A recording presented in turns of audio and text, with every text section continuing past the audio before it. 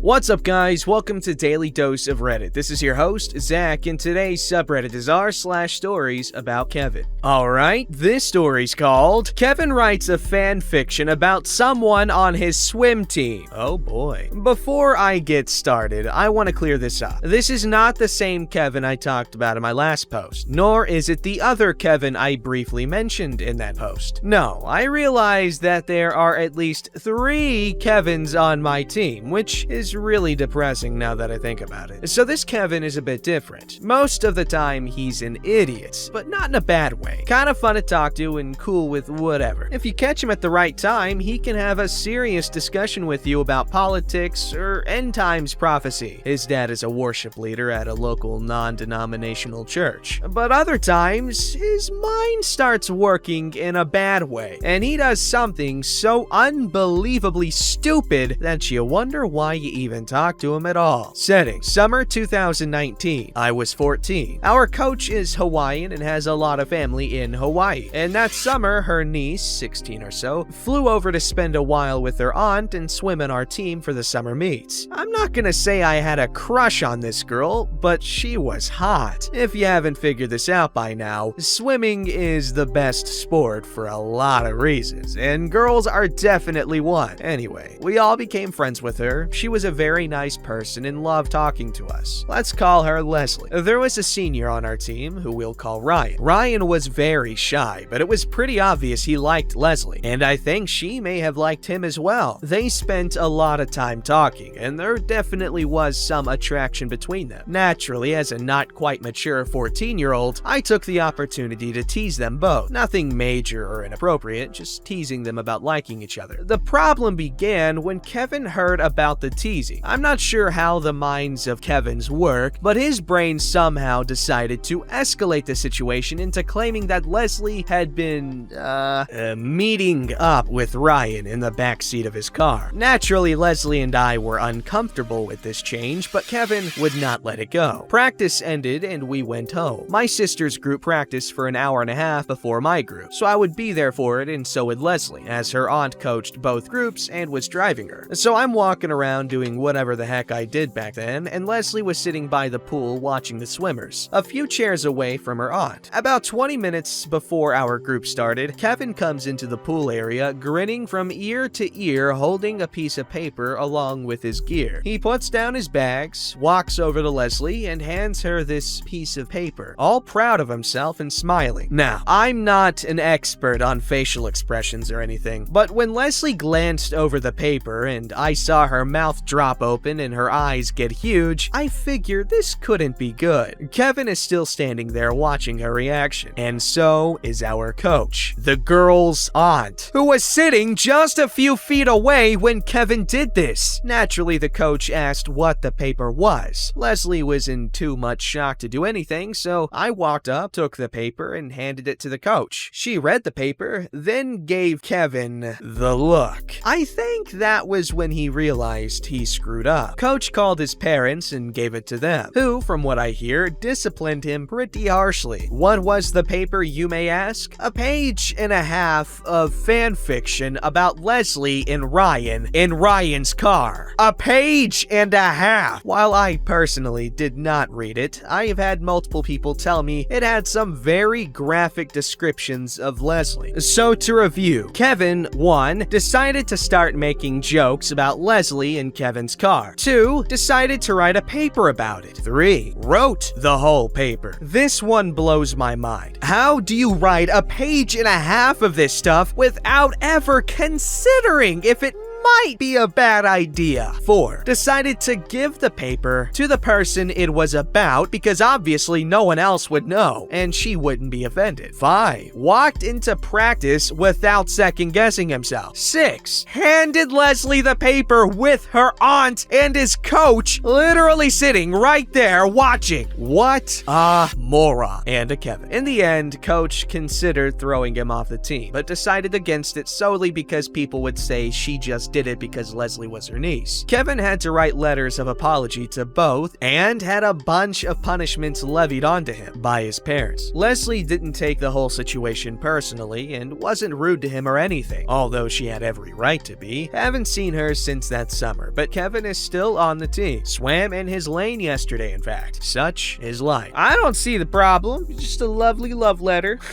I'm kidding. Don't do that. That's weird. Unless it actually is just a cute little letter. But even then, don't be too, ugh. Also, take into consideration that, someone's present company might influence how they feel about such a thing. So, yeah, also take that into consideration. This story's called My Roommate Kevin. I live with 3 roommates at the moment from all parts of the world. I'm also German and live in Germany. One of these roommates is kind of a Kevin. Not the worst kind of Kevin, but to quote a German saying, where other people have a brain, he has a water puddle. This is Kevin from Africa. I won't go into the country, and he barely speaks German and seems to make absolutely no effort in improving that. That's the biggest reason why I rarely interact with him, as trying to communicate with him is just frustrating, having to constantly repeat the same things 3 times in various simplified variations. The first time I seriously interacted with him, he wanted help with his laptop, and as the resident tech expert, I agreed and we went to his room. Apparently, he wanted to get a certain game to run that he had heard about. The machine was running Windows XP, so I dug around the system properties to find out that the CPU was an Intel Pentium M. These things came out in 2003 and were phased out by 2008, and were basically Pentium 3s with power-saving features for laptops because Pentium 4s were too power hungry. I then checked out the GPU and found that it had no drivers at all, so I spent another 15 minutes on that. Then I asked him to show me the game and the system requirements. It started with i3. Oh boy. I just plain told him, no. Are you sure? Yes. This game will not run on that machine no matter what. He said he paid 60 euros for that thing. What a ripoff. A second Kevin moment he had regarding cleaning weeks. He was informed of these prior to moving in, but the basic concept is that we each have a cleaning week, one after another, where we generally clean the house. Not necessarily polishing everything, but just wiping the floor and sinks and stuff like that. It didn't even contain the dishes, as we each did our own dishes. It didn't take long to figure out that any and all food stains on the kitchen floor mysteriously remained during Kevin's week. Trash wasn't taken out, the trash cans weren't put outside to be emptied, etc. So my other roommate had a word with him about it. He proceeded to laugh at her and explained his brilliant reasoning that he was, in fact, not a woman. In short, he didn't do squat and no one could convince him otherwise. The landlord knows about the situation and apparently also had further gripes with it. I don't know the details apart from him wanting to keep the deposit or part of it, but it came down the grapevine that he is not fond of him either and might push him to move out at some point as well and take any costs from him not cleaning out of the deposit as well. Apparently, this also hasn't motivated him to do any cleaning. Other brilliant things he does. During every phase of this pandemic, he moved in right before it started, he has made less than 0 efforts to social distance, frequently visiting another house with about 10 people there who probably have the same mentality, even when visiting people was forbidden except for important reasons. He also had people invited over to us. I'm almost surprised he didn't drag in the big bad Modella yet. One of the friends he brought over was a complete Kevin as well, in that, at least as far as evidence allowed us to deduce, went on the normal toilet, left the seat down, then peed into it from a standing position, managed to pee all the way over the seat, and then had no ambition to clean it up and just left it as it is. We later confronted them both about it, and they just had this weird Kevin laugh. Or they both know they messed up, but think no one can touch them, so they don't care, and refuse to clean it. Charming. Oh boy.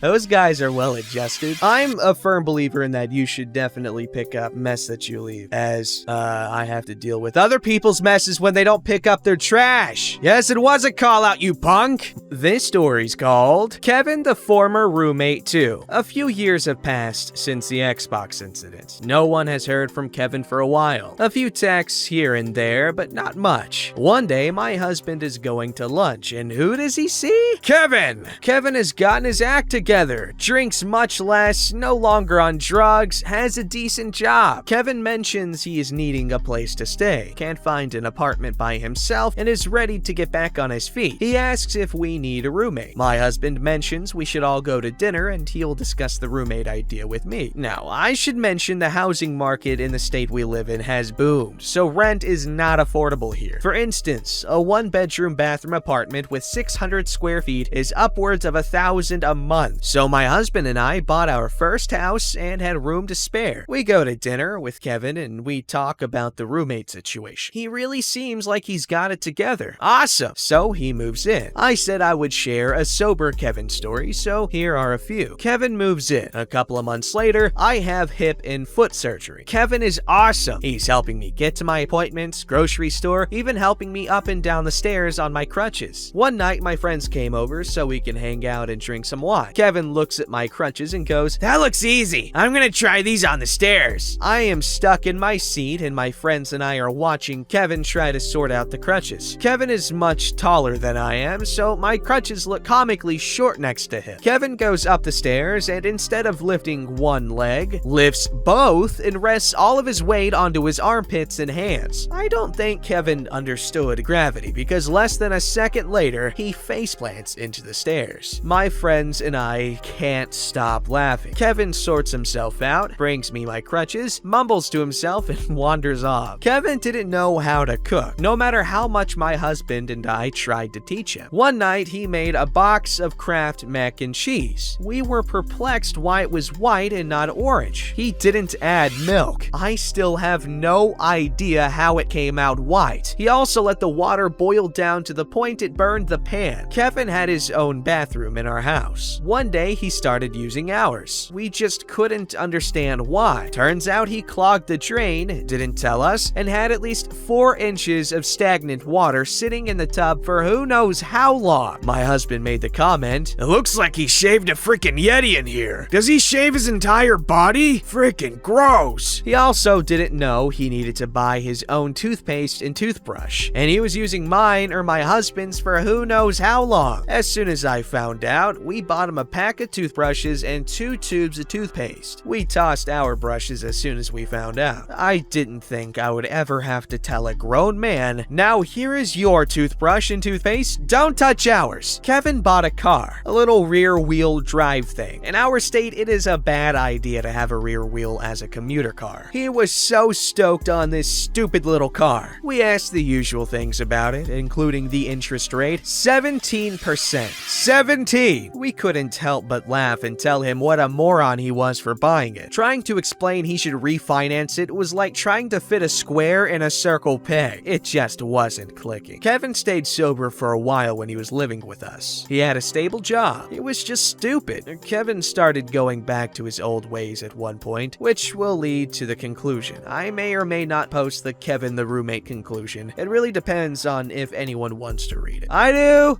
I wonder what causes him to revert to a more less good state. This story's called Prom Kevin. A couple of years ago at my prom, the local Kevin of my school came out to shine. For context, this is Ireland, where the drinking age is 18. Kevin wasn't the legal age to drink yet, so he got his dad to make a fake ID for him. When he showed everyone, they laughed. It was so obvious that it was fake, but he didn't see it and was sure he was going to get into the nightclub. Our school had a couple of joke awards along with the prom king and queen. For example, best looking ginger or biggest meme of the year and so on. One of these awards was best friends of the year. Kevin won with another Kevin at the school. This upset our Kevin, so he smashed his glass in anger. Later, while the dance was going on, people had flasks of vodka or their drink of choice. A friend of mine pulled out his and poured 4 glasses of orange juice and vodka for us. Kevin walked over and picked up a half-full glass of water that someone just left there. I asked him what he was drinking and he replied vodka. I asked to see the glass and sniffed it. I told him there's no vodka in that. He got very defensive and told me that vodka was just alcoholic water and it didn't have a taste or smell. I laughed and told him I work in a bar and vodka does have a taste and it's just sometimes overwhelmed by whatever the mixer is. I took a sip of it and told him it's just water, but he wouldn't believe me and drank the whole thing. Later, when we got the bus to the nightclub, he was all ready with his fake ID meet. To nobody's surprise, he didn't get in. We only stayed in the nightclub for a couple of hours because there was a bus to an after party. When everyone exited the nightclub, we saw Kevin drunk. I put drunk in quotation marks because he was obviously faking it. We egged him on and asked how he got drunk if he didn't get in. His response was that when people went into the nightclub, they left their near-finished drinks outside. He went around drinking the last sip of everyone's drinks. A classmate asked if he drank the one that was down by the trees in a Coors Light bottle. Kevin smiled and said he drank it all like a champ. The classmate put his hands on his head and said he pissed in it because of the massive line to get in. Kevin tried to backtrack by saying the one he took didn't smell like pee. When we got to the after party, there was no alcohol, so people were beginning to sober up. Not Kevin. 5 hours after we left the nightclub, so 5 hours after his last drink, he was still acting so inebriated that if he wasn't faking, he'd have to be on some sort of drug, so people started messing with him by seeing what they could ask him to do. He obliged every single time. One instance was a guy asking him to interrupt two people making out, so he did, asking for a kissing threesome. I left soon after, so I didn't see the rest of the night. Another story from that Kevin include him sniffing crushed paracetamol, pretending it was cocaine, and running around the room in his geography class. It was my friend's paracetamol, whatever the hell.